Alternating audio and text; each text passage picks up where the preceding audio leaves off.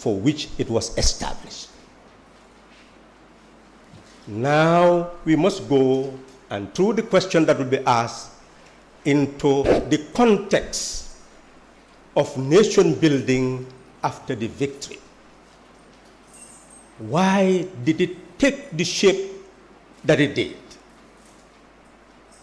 25th of December, prior to taking over on the 19th, we established the fact that the constitutional legitimacy was the primary objective to be defended.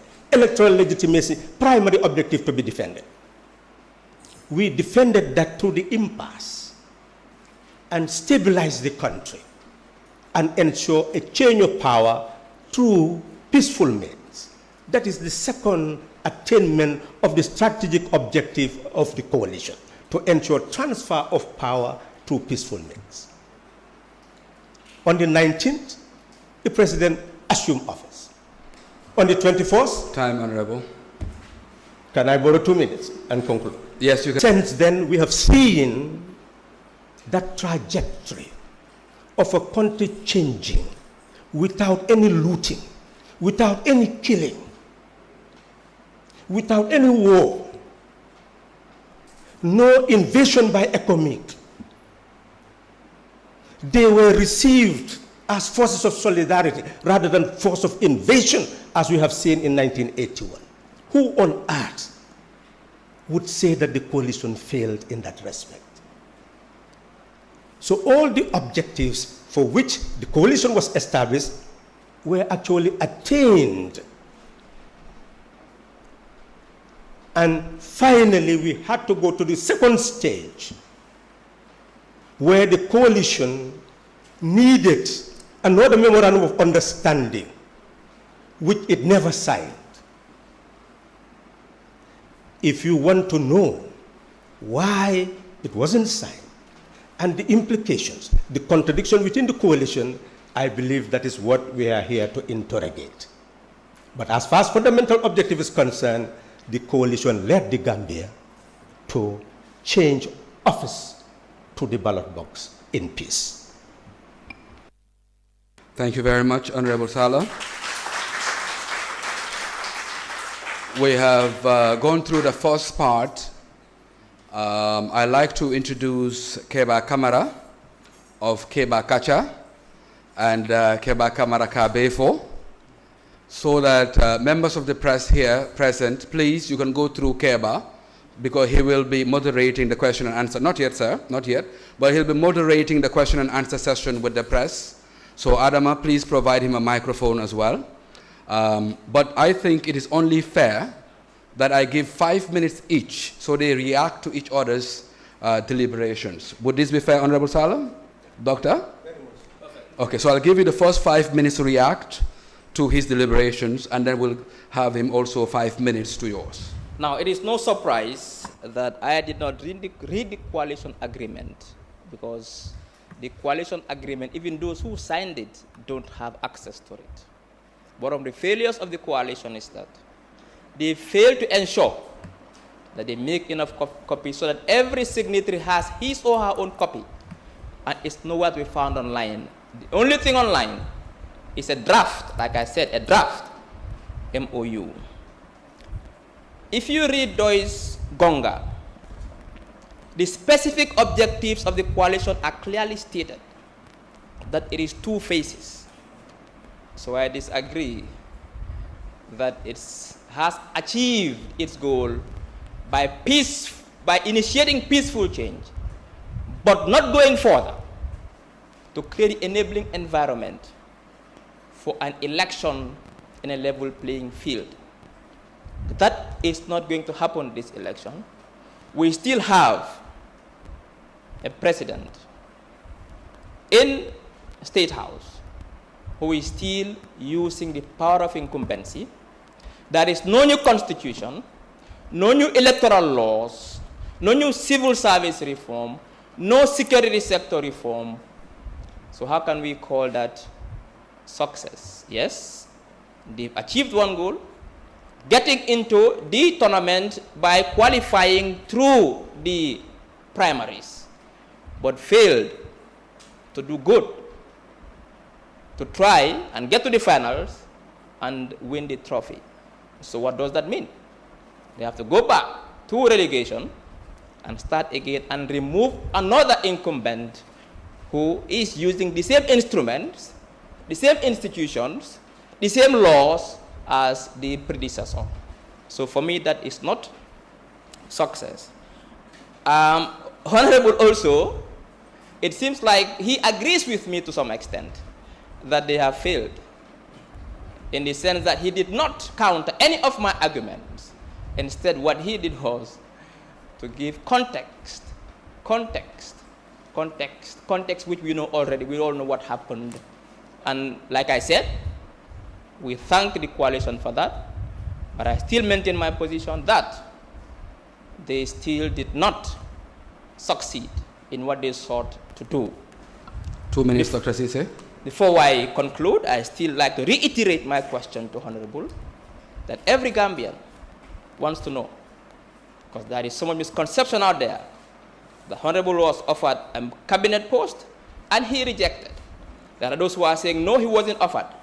I think it would be fair for the Honorable to himself tell us whether he was offered a cabinet post or not. And if he was offered, why didn't he take it? And if he was not and opted to go to the National Assembly, I think I really want the Honorable to answer that question for me. Thank you. Okay, I'll start with the question and then analyze further. 5 minutes. I have said that the coalition must be examined in context. We've seen the fundamental objective. We are looking at the secondary objectives. The secondary objectives emerge from the recommendations of the committees. Let me just give you an example.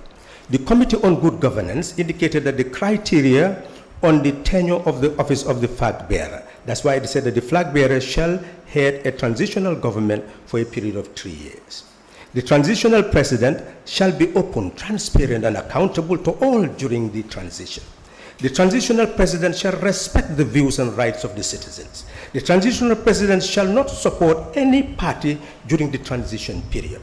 The transitional president shall not seek for re-election until after the 5 years after the transitional period. The transitional leader must be a unifier, good listener, team player, and easily accessible person.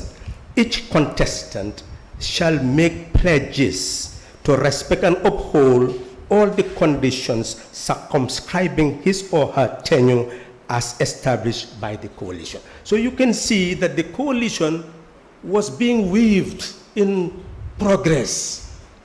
Imagine meeting on the 17th of October and drafting all these documents. And on the 30th, within 2 weeks, you held a convention. From 30th October to 30th November, 1 month. 30th November to 1st December, 1 day.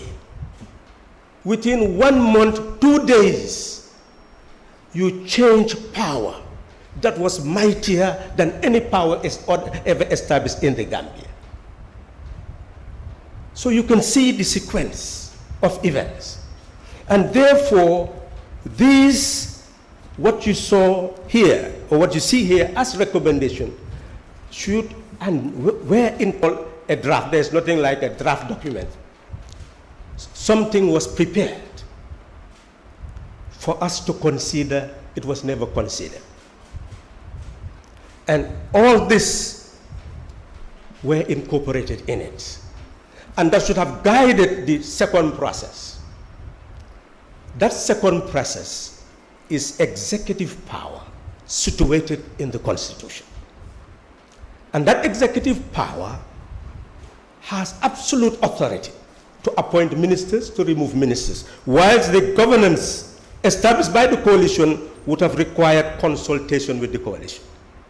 You'll be able to get these documents later so that you see what was prepared to guide the implementation of any recommendation made by the coalition at the level of executive power once it assumes responsibility.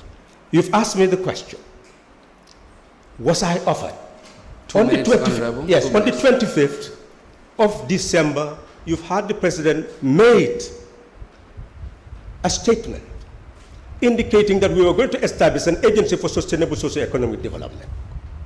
The agency will establish an expert bank, and all Gambians will send their curriculum vitae, which they did, many did. And from the expert bank, we'll create clusters of experts on all issues of national development. And they will make their recommendation, short, medium, long-term recommendation, before the president assumes office as a start. And those ministers who will eventually be appointed will rely on those documents to start the process of governance. I volunteered to head that agency. The documents were given to some members of the coalition to vet. Eventually, we had a consultant, Pristine Consultancy, go and ask the gentleman, to prepare the template to create the database for all Gambians and anybody else in the world who would wish to be part of that expert bank. Did that happen? All became chaff in the wind. So do we say that is the failure of a coalition? Is the failure of the executive assuming office and beginning to run a government like a normal government? Eventually, it was not that came into being. It's the executive presidency that came into being. Thank you, Honorable. Thank you very much, gentlemen. I think the media is ready, but I'd like to fire a few questions to set the ball rolling. And I'd also like to propose, as many have also asked, that at the end, each of you may choose a local language for closing remarks, perhaps use it to summarize if you may. Honorable Saleh, is this reasonable? Doctor? It's reasonable. Maybe 5 to 10 minutes in the end, so somebody will speak a Wolof or a Mandinka somewhere so that we'll carry the general public along. Dr. Ceesay, my first question to you is, a dictatorship ended by the coming together of these political parties. We've seen the setting up of commissions. We've seen the National Human Rights Commission. We've seen the Truth and Reconciliation Commission. We've seen reforms and change. And in fact, media freedom, proliferation of political parties. Will you not attribute all of these to success of Coalition 2016? If yes, yes. If no, 2 minutes. Well, no to some extent. No to some extent. The TRRC is yet to be ready. We are waiting. If the TRRC's recommendations are not fully implemented, it has failed. The Janet Commission's recommendations have not been fully implemented. There is still fiscal indiscipline in this country. They suggested and recommended for 28 people to be expunged from the civil service. For taking part in sleaze, they are still serving in government. So therefore, the selective manner of the implementation of the Janet Commission, and also the things that the Janet Commission recommended have not been implemented, so that's a failure. As we saw recently, when we received this so-called COVID organics from Guinea-Bissau, a government official went to the central bank to withdraw 2.1 million from the counter, and the statutory limit was to be $100,000. So it means that for that has failed. Media freedom. It's the media that fought for it. Gambians voted. The coalition cannot take credit. That is why I think leadership has failed in the coalition. Let them come out and take responsibility as well, so that we know that, to be honest, they've taken responsibility that it has failed. But to be honest, I don't attribute the freedom to the coalition. Gambians came out to vote, and they voted out the dictator. And it was not only the success of the coalition, it is the success of every Gambian. So I wouldn't attribute that success to the coalition.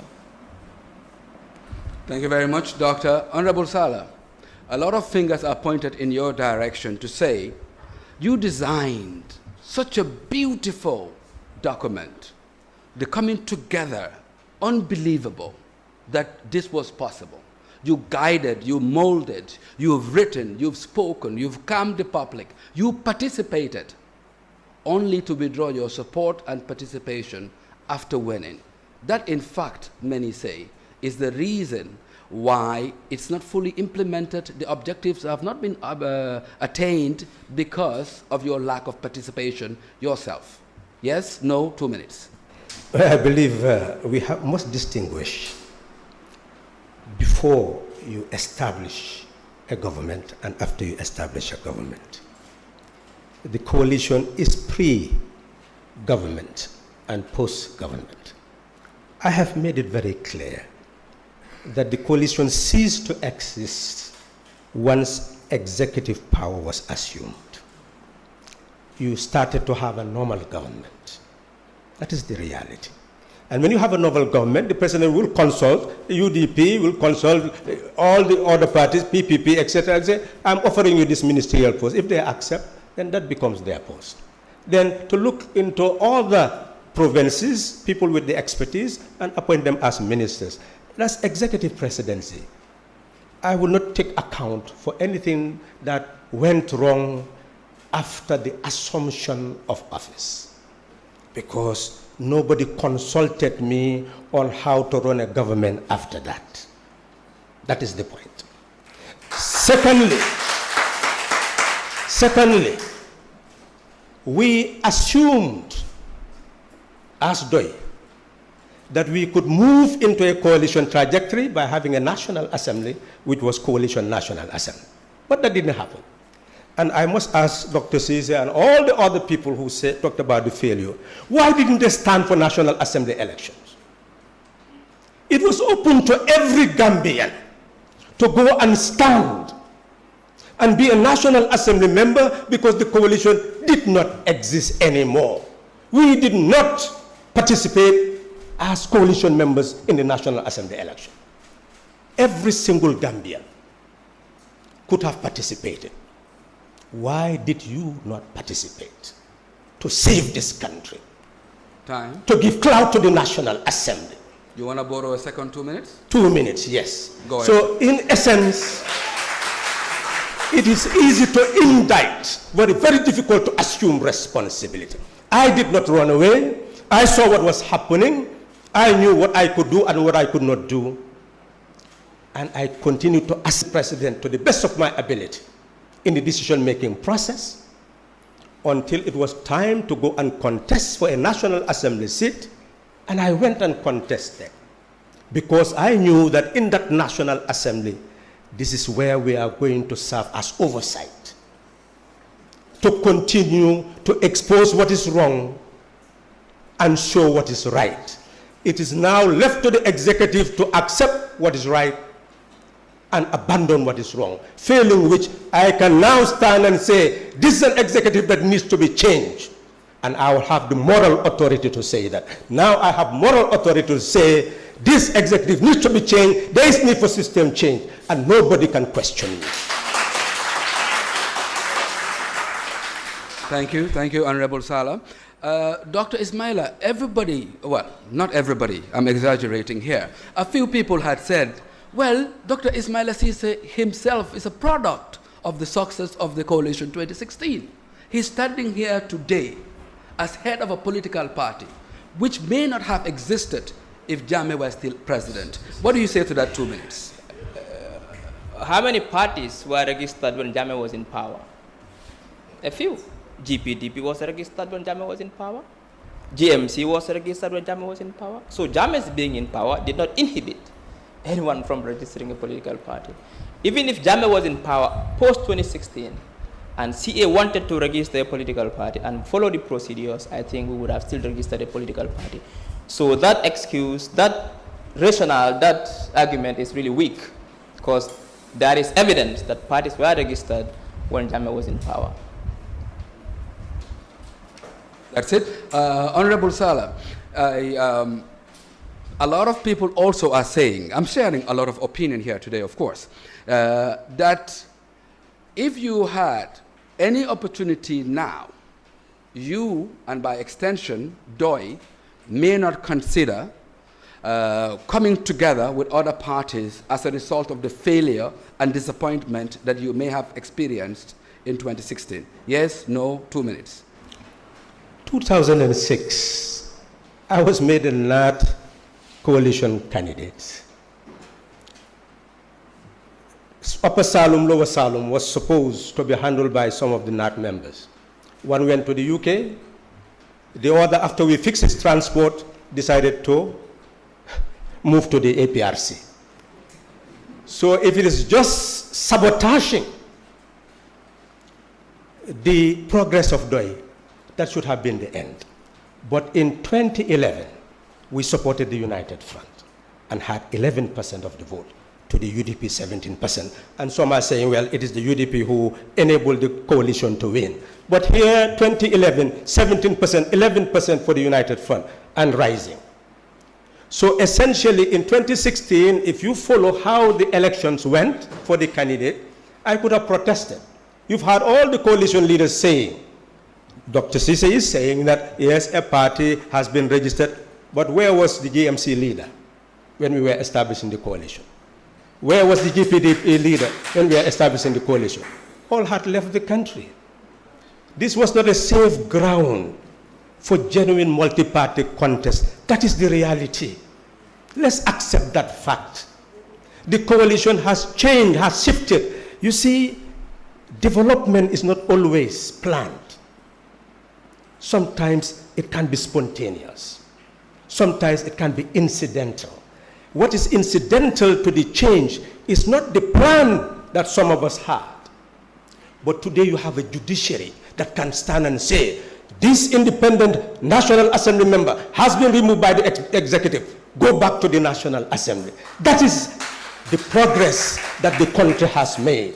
For a civil society organization to say, 54 million, you have not done it according to the Constitution, to be caught, removed. That's what we should take into consideration. That because of the environment that has been created, Gambia has indeed changed. But it's not necessarily a change of system. Time, sir. We must now move to the next change. Thank you. Thank you. Dr. Ismail Ceesay, my last question to you, and I'll have a last final question to Honorable Saleh before we go to Keba and media here. 2021, December is around the corner.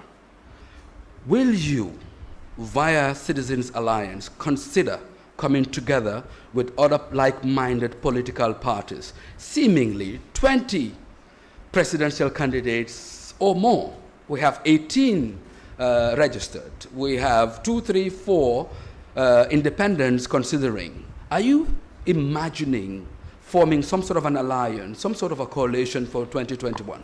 Well, we at CA don't believe in forming alliances just to remove an incumbent.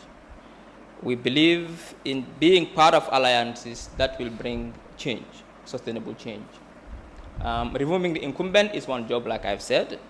Changing is another. So we'll have to consider those things. The agenda must be right and genuine. The framework must be right. Policies and platforms and visions must align. Then maybe perhaps we can start discussions. But for now, we will not engage or take part in any coalition just for the sake of changing incumbent and replacing that incumbent with another incumbent, and yet there will be no sustainable development or change in this country. Thank you.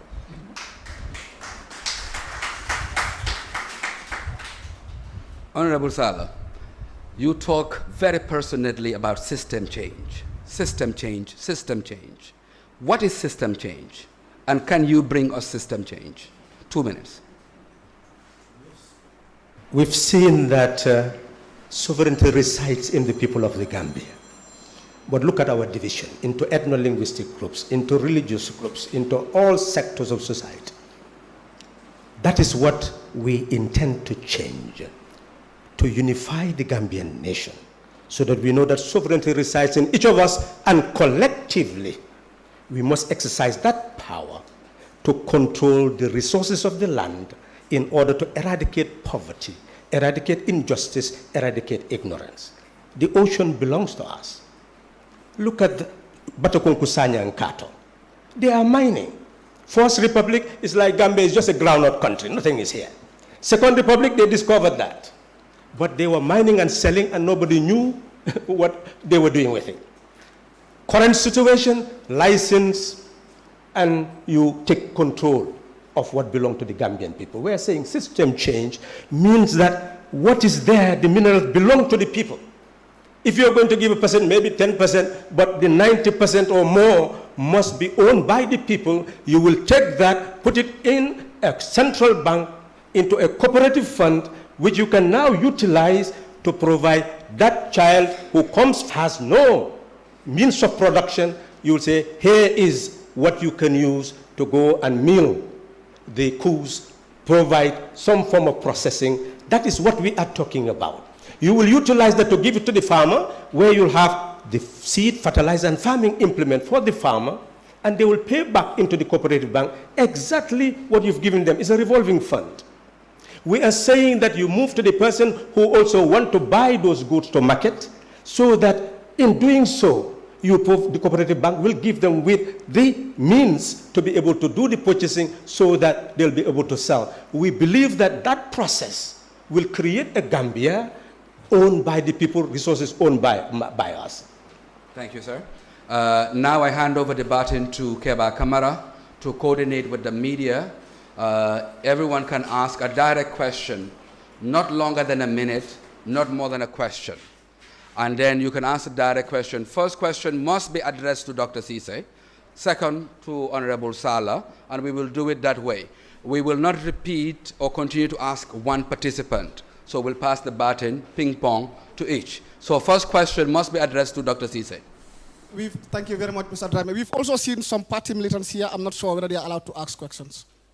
Absolutely. I think everybody here should be able to, but let's prioritize media. It's a media event. Each media house, one question. Yes, sir. Should not be more than 1 minute. Yes. Those are the rules. And not more than a question. And Thank must you. be addressed to Ismaila Ceesay for the first one. Thank you. Keba is coordinating. It's his choice. Second question. Okay, thank you. Thank you very much. Yankuba Jallo, Foreign Newspaper, sir. Sir, you have faulted the coalition for not taking steps to take the matter to court to enforce the agreement. When the Supreme law of the land, the Constitution, does not provide any base to compel someone to resign. So what would have been, why should the coalition take the agreement to court when the Supreme Court give the president 5-year mandate? The 5-year mandate is guaranteed by Section 65 of the Constitution, I believe, which says that the president has a mandate of 5 years. But the same Constitution, Section 63, also gives the president the latitude to resign anytime when he wants to resign, and that will not violate the Constitution. So the idea was that there was an agreement that was signed that became a contractual agreement. So therefore, I see no reason why that could have not been tested in the courts to see whether there was a breach of contract by the person who did breach the contract. That has nothing to do with the Supreme Court. It's very clear. If President Barrow had decided to resign after the 3 years, serving for 3 years, he would not have violated the Constitution because there are provisions that you could resign as president. So I saw no reason why that could not have been tested in the courts.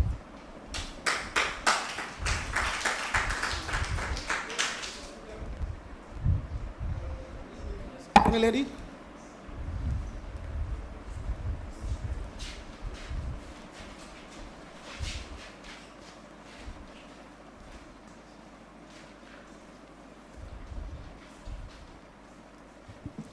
Thank you very much. Well, Dr. Ceesay. Yeah, I'm Abdullah Dabo. The question must be to Honorable Sala. Okay, sorry. I am Abdullah Dabo from Paradise TV. My question to you, Mr. Sala, is the fact that the executive of the coalition failed to attain a certain goal or some of their goals. Isn't it worth saying that the coalition failed in that aspect because almost all the coalition members were given an executive post? Honorable Sala, didn't you see that there is a collective responsibility in this? Well, what I have said, the coalition was designed to remove a person from office. It succeeded in doing that. To ensure a peaceful transfer of power. It succeeded in doing that. After that, we had recommendation as to what should happen. But that cannot be supreme, because you have a constitution, and the person who is elected would govern according to the constitution. I would come to agree with Dr. Sise that we have not fouled the constitution, because section 65 does say that the person can resign, and that could be in 2 days or 3, etc. I am emphasizing to you that my recommendation to establish an agency for sustainable socio-economic development did not go very far prior to the assumption of office by the president. If that has not gone very far, what is the use of me assuming a ministerial post when I was recommending something much grander? Imagine an expert bank where all Gambians would have been involved in managing the affairs of this country. If that is rejected, what is there for me in a ministerial post? The president would not give me a ministerial post, would not offer me a ministerial post, because I was his spokesperson. I had to demand for something. He would not know what I want. But I have to look at the situation and see what was going on. Would it have been moral for me to demand from the president that give me the position of vice president? Many people were saying, this is the man who should be the vice president of the country. Would it have been moral for me to actually demand for that position? What position should I have demanded for? What position should he have given me? I ask you people. But that president knows that my motive, which I declared to the Inspector General of Police when I went there after the victory, that the president, the incoming president is under threat. And you are the people who must defend the outgoing president and the incoming president. That for me, I told the Inspector General, he's still alive. That for me, I have no vested interest, because I will never be a minister in this government, because I wanted moral authority. Thank you.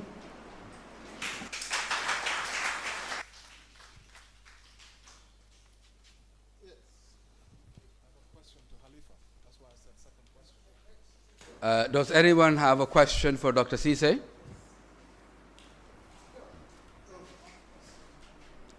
Ka, here.